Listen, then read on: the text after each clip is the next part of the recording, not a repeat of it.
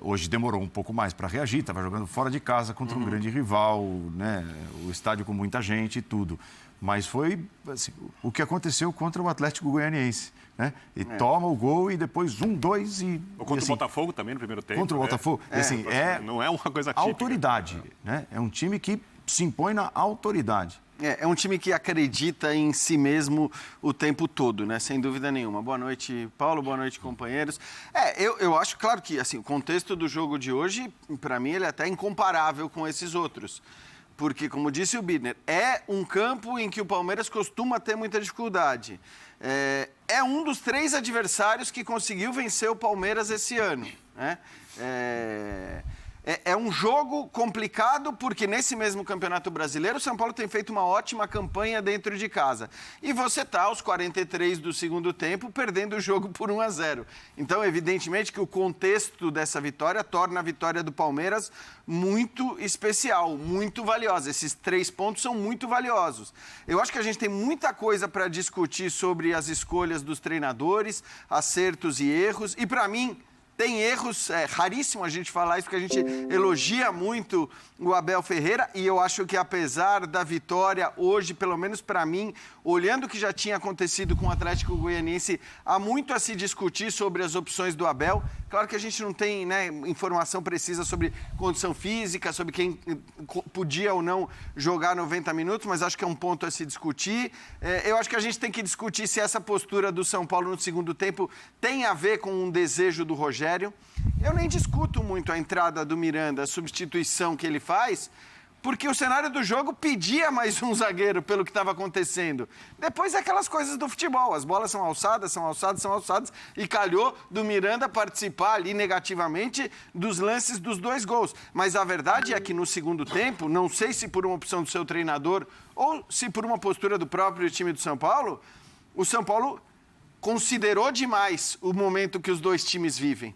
O São Paulo nem sequer tentou fazer o que ele fez no primeiro tempo. Eu acho que não conseguiu. O São Paulo sofreu também pela ausência de jogadores de certa característica que ele tinha e não tem mais no elenco, os caras de velocidade pelos lados, para pelo menos puxar um contra-ataque. E o Palmeiras, acho que assim, a qualidade do Palmeiras a gente está cansado de discutir aqui. Estou de acordo que não foi um Palmeiras com tantas qualidades como a gente está acostumado a ver, mas é bom lembrar que era um Palmeiras sem 3 titulares indiscutíveis, né? Sem 3 caras do máximo nível hoje do futebol brasileiro, que são o Marcos Rocha, e para mim foi ele quem fez mais falta no jogo de hoje, dos 3, o Zé Rafael, que também fez muita falta, e o Veiga, que apesar de toda a importância, para mim, entre os 3, até pelo que vinha fazendo o Palmeiras com o Scarpa centralizado, talvez tenha sido aquele que menos fez falta, olhando para o contexto do jogo de hoje. De qualquer forma, assim, foi um primeiro tempo muito bom, com os 2 times em altíssimo nível, e um segundo tempo em que só um time jogou, e por isso chegou a marcação dos seus 2 gols. Já entrando na explicação do jogo, eu achei o primeiro tempo do Palmeiras, tecnicamente, para o nível Palmeiras, fraco. Por exemplo, o São Paulo fazia a marcação à frente com Caleri e Patrick, né? O Palmeiras fazia a saída de bola com Murilo, Luan e Gomes, mais o goleiro. O Palmeiras não conseguia fazer a transição com a bola no chão. 4 jogadores contra 2. Muitas vezes, o Palmeiras teve dificuldade, o Danilo vinha pelo meio para fazer mais um jogador, o Nestor acompanhava, e o Palmeiras várias vezes apelou para a bola longa, que era exatamente aquilo que o São Paulo queria. Às vezes, quando não apelou, perdeu a bola ou na frente ou no meio-campo, numa bela partida, inclusive, que fez o Gabriel Neves. Para mim, talvez o melhor jogador de São Paulo no jogo de hoje. E que acabou sendo substituído pelo Rogério, pelo Pablo Maia. Não sei se é uma questão física, não sei se é uma questão... Só parênteses, porque eu vi, na hora que o Gabriel Neves sai, o Ceni vira para ele, ele fala cartão. Foi pelo cartão. Não, pelo cartão. Poxa, os 2 que estavam com o cartão. Os alas ele tirou também. É isso. Os alas. Os 2 que ele tira são por cartão. Mas os alas estavam... Mas pro Gabriel Neves especificamente, eu vi ele falando isso. Os alas estavam com dificuldade do São Paulo, mas a gente espera que o Palmeiras consiga, contra uma marcação dessa, levar a bola pelo menos mais um pouco à frente no campo. E aí, quando você, com 2 jogadores, consegue marcar uma saída de bola feita com 3 e o outro mata 1, você sempre vai ter um jogador a mais atrás. Você usou 2 para marcar 3, você vai ter um jogador a mais. E aí o São Paulo consegue, assim, ter um jogo em grande parte do primeiro tempo razoavelmente confortável. Mesmo assim, o São Paulo se deu chance no contra-ataque. O Igor Vinícius perde um gol, o Palmeiras tem uma baita chance no contra-ataque com o Gabriel Menino. O Gabriel Neves faz a cobertura com precisão. No segundo tempo, o Palmeiras acerta a saída de bola. Consegue levar a bola para o chão e empurra o São Paulo para o campo de trás. Eu não acredito mesmo que o Rogério orientou o time a jogar como jogou no segundo tempo. O Rogério entendeu o que é preciso. O time não conseguiu fazer. Aí, se o torcedor do São Paulo quiser botar a culpa no técnico, se quiser botar a culpa nos jogadores, se quiser olhar as virtudes e a superioridade do adversário, cada um vai fazer o que quiser, né? Os contextos externos, isso para mim é de longe o mais importante dos clubes hoje, né? Como funcionam os CTs, o profissionalismo, as diretorias, a paz, o tempo de trabalho, a preparação, as possibilidades de substituição. Eu vou chamar a atenção para uma coisa. O primeiro gol que o São Paulo sofre, o Miranda tem uma dúvida. Tem um jogador aberto do lado esquerdo, livre. Quem tinha que estar lá? O Rigoni. E o Rigoni se omitir em alguma coisa no jogo do São Paulo não é uma coisa típica.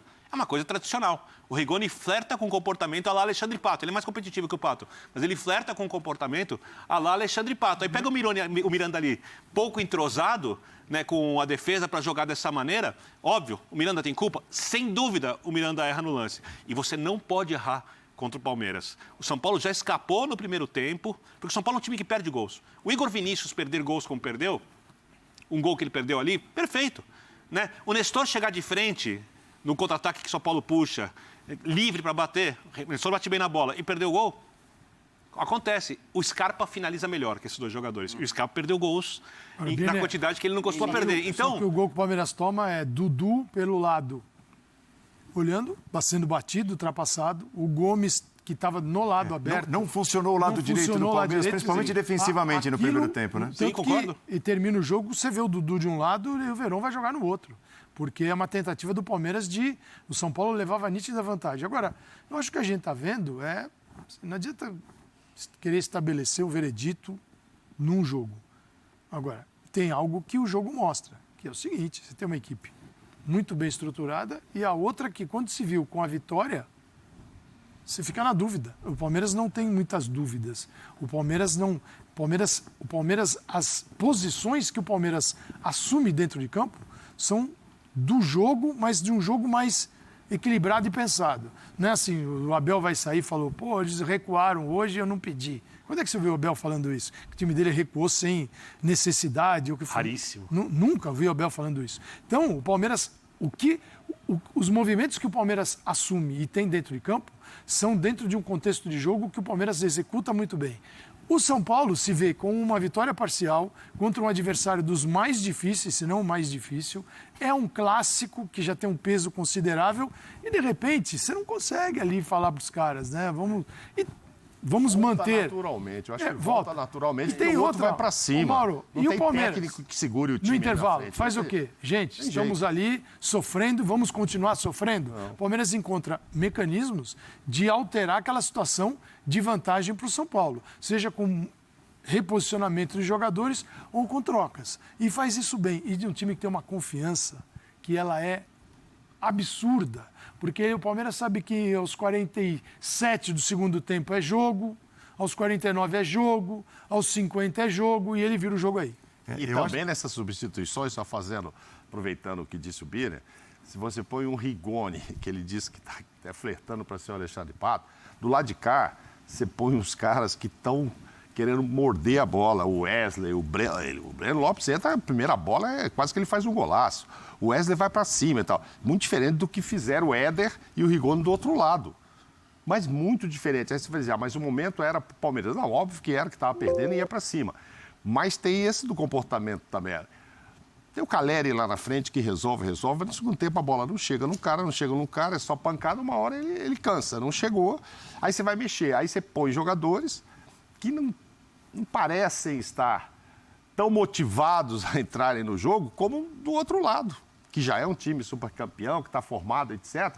Mas quando você dá 10 minutos para o Wesley, 10 minutos para qualquer um ali, o cara entra mordendo, Aliás, o Mauro, até em cima disso, quer dizer, esses caras que o Abel coloca, mas que o Palmeiras coloca no segundo tempo, o Wesley e o Breno Lopes, seriam 2 caras que serviriam muito bem ao São Paulo no jogo. É tudo que quer o Rogério é ter os caras de lado porque assim, né? são caras de lado, com velocidade, com habilidade, que no caso do Palmeiras sabem muito bem o que vão fazer. Isso é impressionante, né? Os caras saem do banco do Palmeiras, eles já sabem exatamente o que eles vão fazer. Quem está em campo já sabe o que muda com a entrada daquele jogador. Então, é um exemplo, no caso da entrada do Navarro no lugar do Rony. Quem entra no meio sabe o que vai fazer no meio. Quem entra pelo lado sabe o que vai fazer pelo lado. Então, o Palmeiras é um time... Não, e com a mesma vontade, desculpa, Imagina.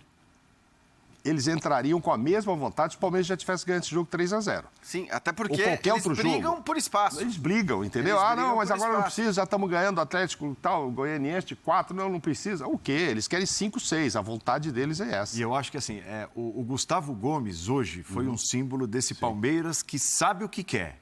Né? Mesmo quando não dá certo. Ele sabe o que quer, pode não dar certo. Não deu no primeiro tempo. Concordo. Porque no primeiro tempo ele foi zagueiro pela direita. Aí, em determinado momento, no início da segunda etapa, ele vira lateral direito mesmo. Sim. Até a alteração do Abel ou do Martins, que coloca o Mike, tira o Luan e ele volta a ser zagueiro. E viu que aquela estrutura não estava dando E certo. simbolicamente ele vai ao ataque e mete o gol. Então, quer dizer, assim, pode não estar dando certo, mas está na mão. Né? Ele sabe o que fazer, ele sabe que tipo de jogo ele vai exercer em cada uma dessas funções, e foram 3 dentro do mesmo jogo. É isso, e os jogadores sabem, todos eles sabem, e é isso por causa do trabalho do Abel, não tem discussão, o que eles vão fazer com cada tipo de formação, o que eles vão executar com cada função que pode ser pedida. Porque hoje no Palmeiras é assim, não tem um jogador que joga só de um jeito. Então o Piquerez pode ser o zagueiro pela esquerda e pode ser o ala, pode ser o lateral, o mesmo vale para os laterais direito, isso tem valido para o Gustavo Gomes, e aí é o que eu, até para já entrar no As tema... bênçãos de ter jogado de várias formas, né? Exato. A memória, né? Mas há prejuízo, muito né? tempo... Ele prejudica já o Dudu quando ele joga desse jeito. Mas é isso que eu ia falar. Tem prejuízos, né? O meu ponto é o seguinte, e aí, assim, é mérito do Abel que eles saibam o que eles vão fazer ou não. Claro. Agora, claro que o cara funciona mais de um jeito e menos de outro. Lógico. Para mim, a escolha do Gustavo Gomes na lateral direita, porque não é que ele foi o time jogou com 3 zagueiros, ele foi de fato um lateral direito. Sim. É uma escolha que já não tinha dado muito certo contra o Atlético Goianiense. Né? Já não tinha funcionado muito bem. Por diversos motivos. Primeiro porque, claro, o Gomes apoia, né, com pouca qualidade, isso é evidente, ele apoia com pouca qualidade. Depois que você perde o seu principal zagueiro, onde ele mais rende, o nível de atuação do Gustavo Gomes hoje, para mim, está acima e bem acima de qualquer zagueiro do futebol brasileiro, e você acaba deslocando esse jogador da zaga. O Dudu perde muito, tendo o Gustavo Gomes como lateral direito. Então, o Dudu sempre rende muito, seja com o Marcos Rocha, seja com o Mike como lateral direito lá, para dialogar com o Dudu. Ele participa muito do jogo, e hoje não foi assim, e já não foi assim contra o Atlético Goianiense, ele já não tem o Veiga para... Então, assim, eu acho que essa escolha da linha de 4 com o Gomes pela direita não é a melhor escolha. É uma opinião que eu tenho, e não é só independentemente do resultado. Eu também tenho a mesma opinião, que eu acho assim, não é só o Dudu não dialogar bem com o Gomes, é ter o tanto que ele tem que voltar para ajudar. Que quando tem um lateral, o Marcos Rocha, o Dudu não precisa voltar tanto, ou o Gustavo e tal. Num caso desse, ele tem que voltar demais. Aí cansa muito. Eu acho que essa opção, eu não sei, óbvio que o Abel está aí todo vencedor, deve ter treinado e tal, mas me parecia mais natural se ele colocasse, o Murilo, eu não tenho lateral nenhum, eu vou botar um cara mais leve aqui, o Murilo, e não vou tirar o Gomes da onde ele é o xerifão Então, deve ter um motivo dele pôr o Gomes ali, que a gente sabe da inteligência do Abel. O que eu acho foi o motivo, como o Paulo disse, aquilo que o Palmeiras tentou fazer, mas não conseguiu, porque o Palmeiras acho que não imaginou que seria tão pressionado como foi em alguns momentos no primeiro tempo. Então a ideia era o Dudu não ter que voltar tantas vezes para acompanhar o Reinaldo. Sim. E o Dudu, Palmeiras triangulando ali em cima do Reinaldo, podia ser uma festa. Tanto que o Léo fica sobrecarregado. Mesmo assim, a partida do Léo, eu sei, eu vi muita gente criticando, tal, no primeiro tempo, para mim foi uma partida assim, para ser elogiada. Aliás, tem 3 jogadores para elogiar muito no primeiro tempo do São Paulo para mim. O Léo, o Gabriel Neves e o Patrick, que também jogou desse lado. Sim, jogou bem. Porque o Patrick, com a bola no pé, é um belo jogador. Sem a bola, ele ainda precisa melhorar. O Patrick já é um atleta mostrando futebol no nível melhor do que aquele que mostrou quando chegou ao São Paulo. E exatamente porque o São Paulo atacou muito por aquele lado. E o Reinaldo, no apoio, é um jogador perigoso. Sim, claro. E o Dudu não é um jogador que gosta tanto de marcar. Então, eu imagino que as circunstâncias do jogo foram criadas pelo Abel, mas não concretizadas pelos atletas, para que o Dudu pudesse jogar muito em cima do adversário, o Gustavo Gomes ficasse como terceiro zagueiro e o Piquerez pudesse avançar muito, porque quem não viu o Piquerez jogando no Peñarol, ele era um lateral extremamente ofensivo, um time que tocava a bola em velocidade, com rapidez, que triangulava, que foi desmontado, inclusive, porque os times uruguaios não têm dinheiro para segurarem os seus principais jogadores. Poderia jogar nas costas do Igor Vinícius. Então, todas as escolhas, elas têm lógica. O jogo quebrou essa lógica no primeiro tempo. O Rogério era ter Léo e Reinaldo. Ele teria 2-1 no lado do Dudu. Onde as coisas em geral onde O funciona. Reinaldo com um pouco menos de responsabilidade, porque o Reinaldo numa linha de 4 mas ali não era. marcando. Constantemente. Você pode aproximar muito o Reinaldo do Dudu e ainda ter uma linha de 3 zagueiros com 2 volantes voltando. Sendo que o Palmeiras joga o Scarpa. O Scarpa não jogou muito afundado aqui no zagueiro São Paulo. O Scarpa, em vários momentos, pela dificuldade do Palmeiras, aparecia para tentar receber nos espaços que eram permitidos pelo São Paulo. Então, acho que o São Paulo se moldou ao adversário, entendeu, se reestruturou para jogar diante do adversário que é superior a ele e superior a todos os outros hoje. E eu entendo que até que o São Paulo conseguiu, durante boa parte do jogo, fazer isso. Acho que não foi o resultado, sei que o resultado é o dominante, né? Ele domina tudo, as análises. As emoções. Mas o jogo do São Paulo, este jogo do São Paulo hoje, estou falando deste jogo, não é replicar o formato tático. Eu digo, é este jogo de atenção. Atenção, tomou 2 gols no final, mas teve. A gente está falando do Palmeiras, você não está falando de equipes que estão abaixo. Este jogo do São Paulo hoje é um jogo que, se ele conseguir reproduzir contra a maioria dos adversários, ele vai se dar bem. Exato. Ele vai se dar bem. Essa é a grande questão. O problema é que a mobilização de São Paulo contra o Palmeiras, ela tem que ser gigantesca. Está num clássico, dentro de casa, é difícil enfrentar o Palmeiras. Então o São Paulo conseguiu se mobilizar. Essa mobilização contra adversários, que tem outros ali, detalhes táticos, e aí o Rogério pode não jogar com a linha de 5, com linha de 5 quando está na fase defensiva, pode ser diferente, mas essa mobilização, sobretudo, você pega o mapa, a gente viu junto, falei para o Andrade, ao final do primeiro tempo, você pega o mapa de movimentação de São Paulo... Está em volta da área do Palmeiras. Ele é um Y, ele tem as beiradas, aí ele fecha o meio de campo e vem numa linha reta até o gol. É como o São Paulo se defendeu. Mas não entra na área, Ele trancou aqui e não deixou jogar. Só que aí o ponto positivo, eu acho que o Patrick tem sido um ponto positivo. Nesse momento, depois da chegada, que você esperava algo mais parecido ao que ele está fazendo agora, lá no início, ele demorou. Mas ele era o ponto de conexão de uma aproximação da bola do lado direito, ele aproximava, bola do lado esquerdo. Eu acho que o São Paulo tem pontos positivos, porque se o São Paulino, óbvio, o torcedor não está feliz, mas se você pegar e está tudo errado no jogo de hoje, o jogo de hoje tem muitas coisas positivas. É preciso entender contra quem o São Paulo estava jogando. É isso. Claro. Então, mas aí o torcedor do São Paulo faz a associação com cenários, entre aspas, parecidos, tá? Sem entrar, grosso modo, né? Porque o Avaí é o jogo que está controlado, hoje não estava controlado, mas o São Paulo teve melhor que o Palmeiras em determinados momentos. Aí acontece o que aconteceu, deixa 2 pontos pelo caminho. É o Corinthians, que foi um vareio de bola no primeiro tempo, as alterações do Rogério no intervalo, o adversário reage, empata e ficou perto de vencer. O São Paulo também teve chance, mas o Corinthians ficou perto de vencer. É a mesma coisa o Ceará. Agora acontece com o Palmeiras. Então eu tenho certeza, né, que está na cabeça do torcedor a pergunta, mas, poxa, vai ser sempre assim contra todo mundo? Mas eu acho que são contextos diferentes, Paulo. Eu entendo o que você está falando e a história dos jogos, ela de alguma maneira são parecidas, as histórias. Galera, tá falando só do São Paulo, eu vou parar por aqui, o vídeo já tá grande, 20 minutos. Cara, a verdade é que se o Palmeiras jogar os outros jogos do mesmo jeito que jogou contra o São Paulo, Palmeiras é favoritaço aí para passar pela Copa do Brasil, né, galera? Porque a trave, só de trave foi duas, né? Que lançamento do Everton. É o que eu tava falando num vídeo mais anterior, né? Quando ele não estava no gol, né, rapaziada? Ele é um cara que ele dá assistência. Ele fez um lançamento, quando o São Paulo assustou, a bola já estava batendo na trave, né? Por pouco aí, o Palmeiras não faz uma goleada na casa dos caras. Então, não é fácil. Não é fácil, principalmente sendo clássico. Palmeiras chega lá na casa dos caras e amassar os caras, velho. Palmeiras acabou com os caras no segundo tempo, né?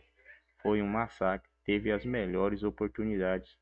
São Paulo até poderia ter ampliado. Se o São Paulo tivesse conseguido ampliar ali no primeiro tempo, não sei se o Palmeiras teria a mesma reação, né? Não dá pra gente saber, mas que o Palmeiras amassou os caras até o último minuto, até conseguir, né, galera, o segundo gol.